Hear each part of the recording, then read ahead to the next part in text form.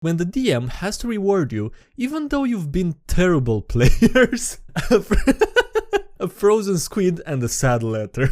Hey, what's up everybody? Hey, what's up everybody? Hey, what's up everybody, it's SkyDieRay here and welcome to another DnDMemes video. It took a few attempts to get that one without laughing. But anyway, how are you guys doing? I hope you're doing great today. Before jumping into this video, just if you want to consider subscribing, are you new here? Or have you been here for a while and you haven't subscribed yet? Just maybe press it, maybe just You know, it only takes a moment if you want to subscribe and then you can undo it later if you change your mind. So yeah, either way, with that being said, I hope you enjoyed the video. Thanks. I hate it. Vampires who just use way too much 90s slang. Vampires who say booyah when they get too excited. Okay, the next one is way worse. Vampires who mix all slang from the past 5 centuries mercilessly within the same breath and don't even try to stop it anymore. Unhand me, you egg-sucking, lily-livered, jive-talking wackadoo. Foul villain. Cur, I bite my thumb at thee, you ugly motherfucker. So hasta la bye-bye, daddy-o. My eyes are bleeding. And your ears probably are bleeding right now as well. I'm sorry, I'm sorry I had to put you through that. Jesus Christ, man. You know, I always praise the creativity of the D&D subs, or subreddits I mean, but sometimes maybe they go too far. This is probably one of those cases. My husband and I both played male characters and became best friends. Oh, the adventures we had. So, 2 of the players at my D&D table are married, and their characters are inevitably having a thing for each other over the course of each campaign. They've been together for like 20 years, and it's really sweet watching them repeatedly fall in love through their characters. Okay, that was not a meme, but I'm really not complaining because that was super wholesome. Laughs in beach episode. DM. Alright, you successfully infiltrated the orc's barbecue. What do? Barbarian. I put on an apron and grab a spatula. I want to blend in. And you all thought this enchanted New Balance sneakers were stupid. DM rolls. You've attracted the attention of 3 orc dads. They're coming over to watch you cook and tell you that you're doing it wrong. Fighter. I look for a game to play. DM rolls. You see several half-orcs throwing bags of beads into tree stumps with holes in them. Rogue whispering. We're putting money on this game. You throw quote-unquote them and I invisible mage hand them into the hole. Do I see a betting booth? DM rolls and facepalms. Yes. You see a betting booth run by some of the unattended children nearby. They're betting chocolate coins. Rogue. We've got this in the bag. God damn it, Rogue, I was kinda okay with it, but they're stealing from children now, come on man. Deadly clumsiness. When a natural one kills your character in a funny way. I mean, I'm smiling, but I am really furious. Yeah, pretty understandable reaction. Fantasy reincarnation IRL. Ordinary kid, trademark, falls into fantasy realm. Ordinary kid, trademark, gets told by local fairies that he's the chosen one. Ordinary kid, trademark, told that he needs to defeat the evil wizard. Ordinary kid, trademark, immediately gets his ass killed. First fairy to the second fairy. You've really got to stop telling them that. Second fairy to the first fairy. Well, sooner or later, it's bound to be true for one of the little Okay, dude. Yes, good, thank you. Please write for TV. The rest of the series turns out to be about the amoral adventures of these 2 fairies. That would be an amazing plot for a TV show. I mean, I guess it depends how it goes after that, but it's a really good start though. This one might get me into trouble, but here it goes. When you can't find a group to play D&D with, but your partner has recently suggested wanting kids. If I can't find a D&D group, I'll make one instead.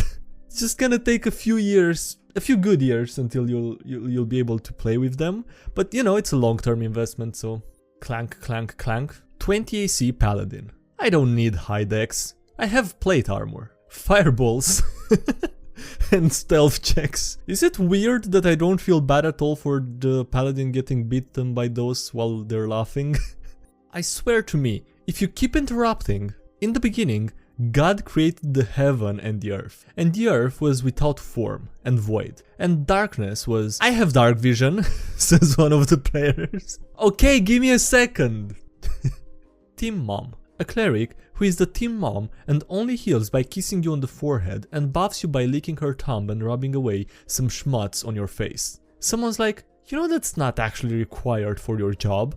And she's like, shh, my beautiful child. My healing, my rules. I made you a potion. It's chicken noodle mana.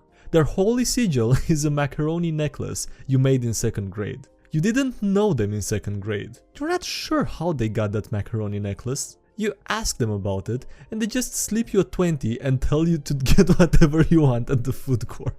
What's a food court? You cry, but it doesn't matter because they summon the hero's feast and everything tastes wonderful. And at some point you crawl into their lap to cry about something you thought you were adult enough to handle. This is you handling it, they say. You're never too big to ask your mom for help. You're literally not my mother, you sob. But metaphorically, they say. And you're like, true, and sob a little more before they tuck you into a bedroll because you've got a big day tomorrow, stopping an assassin at a royal palace. Okay, that's a lot to take in. But that's, again, another really cool concept found in this subreddit. Like, really, it would be fun to see someone play this character or see their adventures or read more about something like this.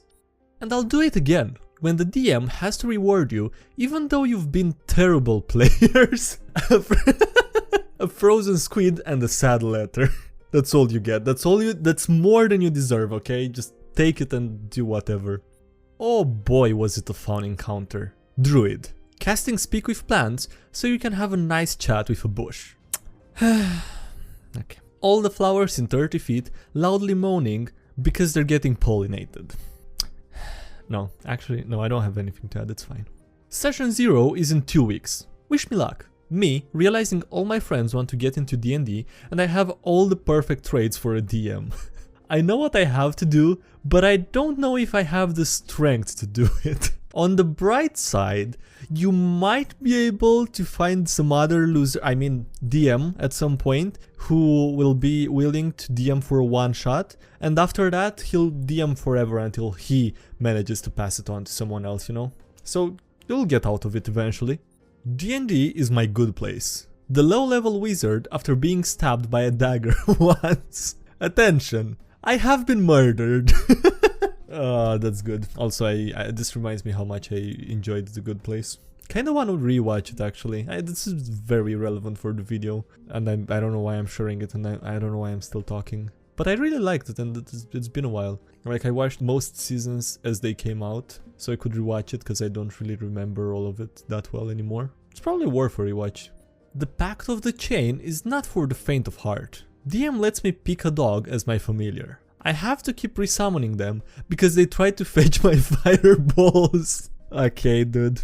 Brain is strong muscle, but not strongest. Barbarian and his artificer son. My son bet me that he could make a piece of paper fly farther than I could, so he spent 10 minutes making the fanciest paper airplane that I've ever seen. The look on his face when I crumpled mine into a ball and launched it across the house was priceless. Sucks to be a loser, Lamau.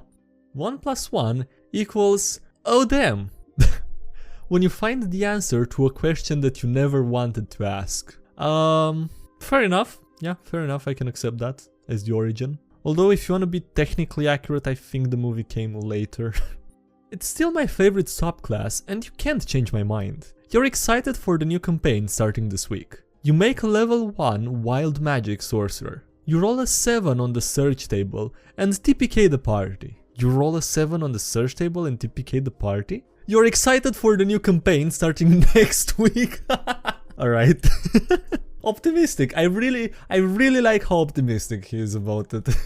Hopefully the party doesn't kill him next time.